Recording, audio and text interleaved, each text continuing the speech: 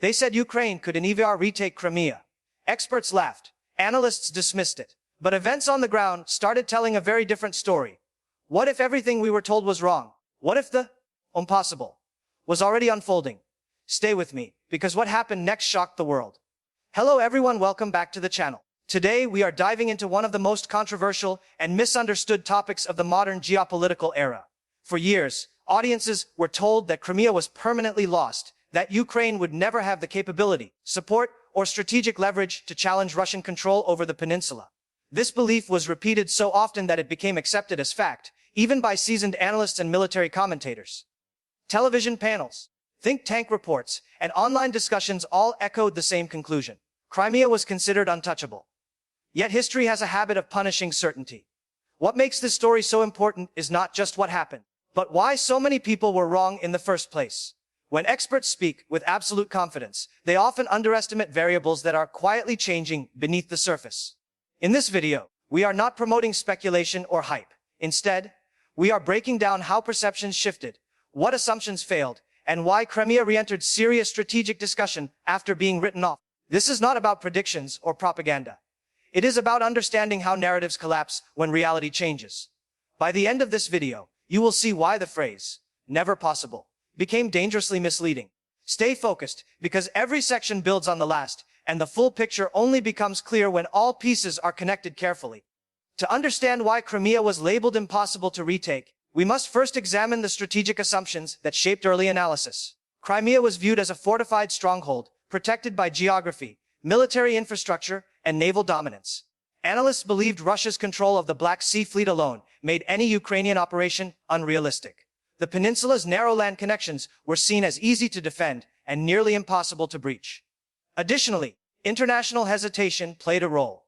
Many assumed that global powers would never support actions that could escalate tensions further. This combination of military strength and political caution created an image of permanence. However, these assumptions ignored one crucial factor: warfare is not static. Military power shifts, supply lines stretch, and strategic priorities evolve. Over time, Crimea became more than a fortress. It became a logistical burden. Protecting it required constant resources, coordination, and uninterrupted access routes. When those routes faced pressure, the perception of invulnerability weakened. Another overlooked element was adaptability. Ukraine's strategy was never about brute force alone. It focused on intelligence, precision, and disruption rather than large-scale confrontation. By the time public discussions began changing, the groundwork had already been laid quietly. What once looked impossible began to look uncertain. And uncertainty is the first crack in any long-held assumption. Another reason experts were so confident was their reliance on outdated military thinking. Many assessments were rooted in traditional battlefield models that prioritized territorial control over operational sustainability. Crimea was seen as occupied territory, but rarely analyzed as a system that required constant maintenance. Fuel, ammunition, food, water, and personnel rotations were treated as unlimited, when in reality they were highly vulnerable. As pressure increased on supply corridors, the cost of holding Crimea rose dramatically. Analysts also underestimated the impact of modern intelligence and surveillance. Real-time data, satellite imagery, and precision targeting changed how control could be challenged without large-scale invasions. Instead of dramatic offensives, pressure was applied incrementally. Each disruption forced defensive adjustments, stretching resources thinner over time. Psychological factors were also dismissed. Morale uncertainty and the fear of isolation affect decision-making just as much as hardware. When confidence erodes, even strong positions become fragile. The narrative that Crimea was safe forever relied on the assumption that nothing would change. But change was constant. Strategic patience allowed Ukraine to exploit weaknesses gradually rather than confront strength directly. This method did not produce instant headlines, but it reshaped realities quietly. By the time commentators noticed, the situation had already evolved beyond their original models, exposing how rigid thinking led to flawed conclusions. Public perception lagged behind events because information itself became a battlefield. Early narratives framed Crimea as settled, discouraging deeper analysis. When new developments occurred, they were often dismissed as isolated or symbolic rather than strategic. This selective interpretation reinforced existing beliefs. Media coverage focused on dramatic frontlines elsewhere, leaving Crimea outside mainstream discussion. Meanwhile, subtle shifts continued. Logistics were tested, defensive measures expanded, and contingency planning increased. These actions signaled concern, not confidence. Another key factor was escalation fear. Many commentators assumed that challenging Crimea would automatically trigger uncontrollable consequences. This belief limited honest assessment. In reality, pressure can exist without immediate escalation. Strategic ambiguity allows actions to occur below perceived red lines. This gray zone approach confused observers who expected clear, dramatic moves. As months passed, contradictions emerged. If Crimea was truly secure, why were defenses expanding? Why were supply routes under constant protection? Why did rhetoric begin to shift? These questions exposed the gap between narrative and reality. Once audiences began noticing inconsistencies, trust in earlier conclusions weakened. The idea that Crimea was untouchable no longer felt convincing. Instead, it appeared fragile, dependent on conditions that were actively changing. When perception changes, so does strategic behavior. This moment marked the turning point, when disbelief transformed into serious reconsideration. What ultimately shocked observers was not a single event, but the accumulation of pressure over time. There was no dramatic announcement declaring a new phase. Instead, developments spoke quietly through actions. Each adjustment, reinforcement, or restriction hinted at vulnerability. Analysts who revisited their earlier claims began using cautious language. Words like never disappeared, replaced by unlikely, or challenging. This shift mattered. It signaled acknowledgement that previous certainty was misplaced. Strategic realities had changed enough to force reassessment. Crimea was no longer viewed solely as a symbol, but as a complex operational challenge. Holding it required stability elsewhere, uninterrupted logistics, and constant vigilance. Any disruption multiplied risk. This understanding reframed the discussion entirely. The conversation moved from impossibility to probability. Once that happened, the psychological barrier collapsed. If something is possible, planning follows. And where planning exists, outcomes can change. The lesson here extends beyond Crimea. It highlights the danger of absolute statements in dynamic conflicts. History repeatedly shows that never is a fragile word. Those who adapt their thinking survive. Those who cling to certainty are often surprised. As we move forward, remember this shift, because the story does not end here. The final sections will reveal how this reassessment reshaped global analysis and why the original narrative failed so completely.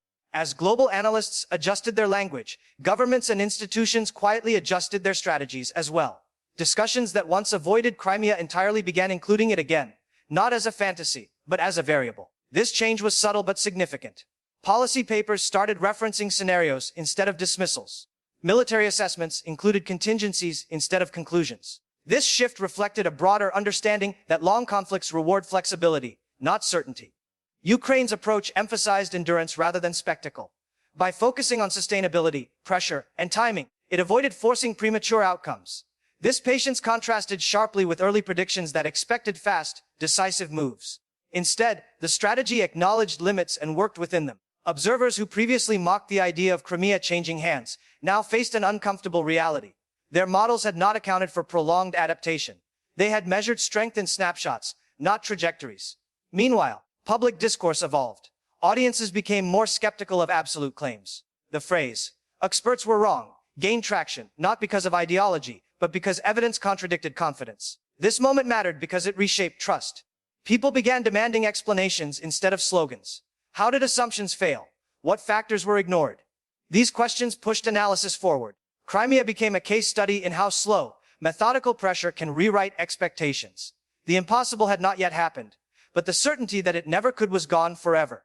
Another overlooked dimension was the economic and administrative strain tied to long-term control. Holding territory is not only a military challenge, it is a governance challenge. Infrastructure maintenance, civilian services, and resource distribution require stability. Any disruption increases costs exponentially. Over time, managing Crimea demanded continuous attention, while other priorities competed for resources. This balancing act reduced strategic flexibility.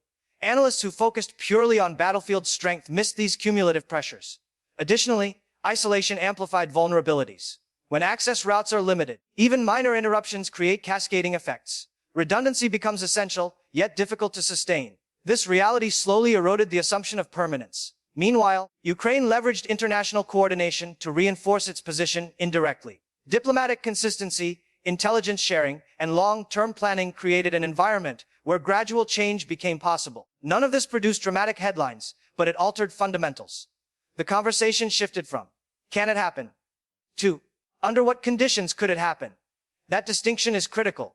Once conditions are discussed, scenarios emerge, and once scenarios exist, strategies follow. The original narrative failed because it treated Crimea as frozen in time.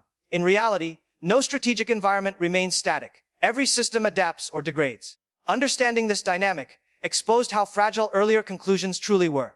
What once seemed permanent now appeared conditional, dependent on factors increasingly under strain. Media framing also played a decisive role in reshaping perception.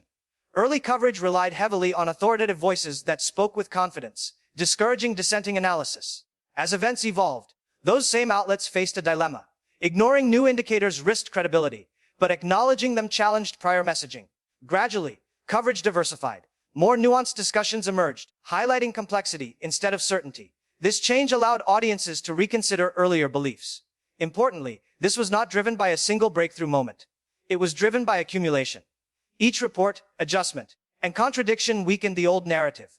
Social media accelerated this process by amplifying alternative perspectives. Analysts who once operated on the margins gained attention by questioning assumptions. Their arguments resonated because they aligned with observable developments.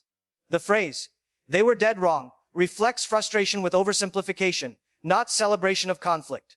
It captures the realization that confidence without adaptability is dangerous. Crimea became symbolic of this lesson. When reality no longer fits the narrative must change. This shift reminded viewers that analysis is not prophecy. It is interpretation, shaped by available data and assumptions. When assumptions collapse, conclusions must be rebuilt.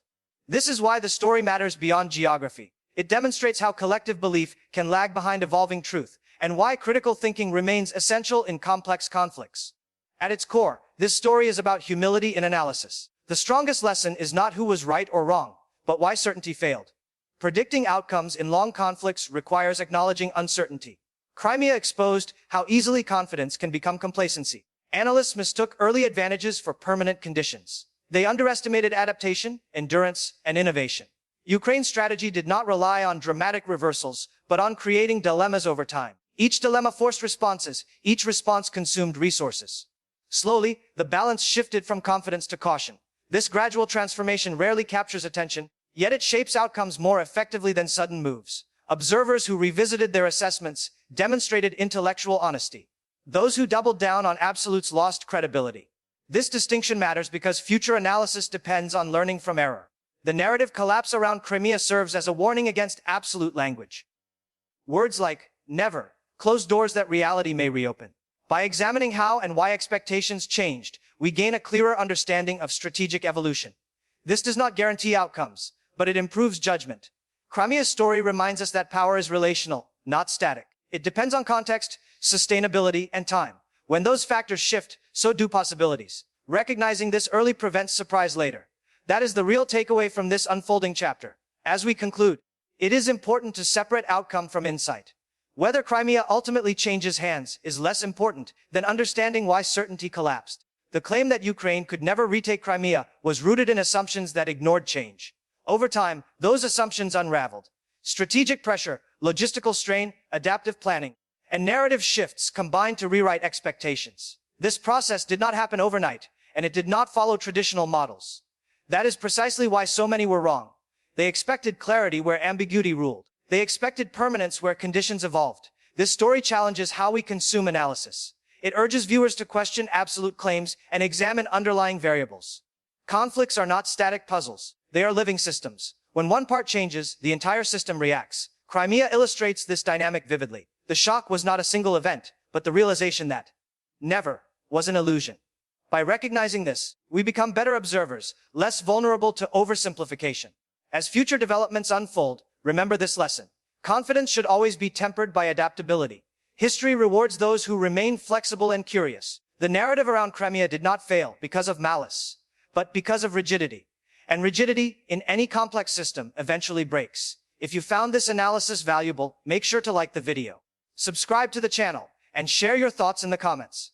Do you think experts rely too much on certainty? Let us know your perspective.